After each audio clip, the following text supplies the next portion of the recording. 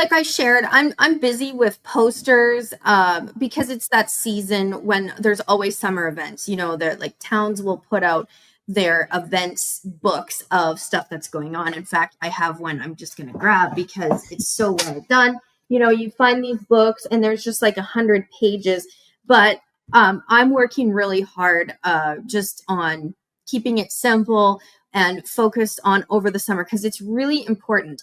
I think that we can, get busy with holidays, etc., but it's all about the campfire, as you would say. It's all about the campfire, baby, right? And it is. Right. And anybody that overlooks the significance or importance of taking that time, like stepping away from the battle and just coming in, rounding the troop and just kind of doing like a reset, I think it's so important.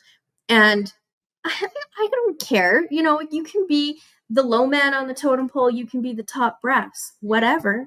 And if you have to say why, then maybe you're not on the guest list, right? So it's all about the campfire. And I'm kind of planning just a get together. You inspired me. As you mentioned, 3 years ago, you organized a campfire.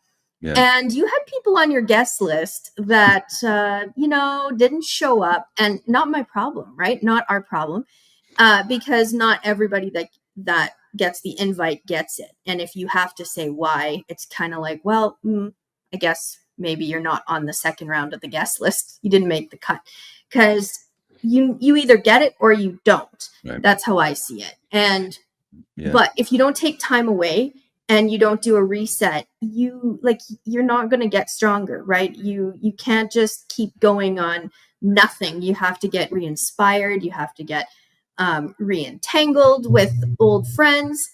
Think back to some of your best friends, Greg. You talk all the time about, your friends back home and growing up, and you talk about hockey games like they were yesterday, literally, and many of them were in your backyard in Montreal, right? So, and people are like that. Like, you always come back to that time around the campfire. We do all the time because that's a good place for discussions. It's a good place just to unwind. So maybe this is like inside information. Maybe if you hear the sound of a crackling fire, or if you hear the sound of squirrels, or the gentle breeze, or just the ambiance around that campfire, around the lake, maybe you are on the guest list. I'm just saying. So listen for those sounds and think about what I'm saying. It's not just about kumbaya. There's a lot more going on at campfires. Now, I don't have locations, but just something simple, like I'm not talking Camp David, okay? Like just anyways, that's all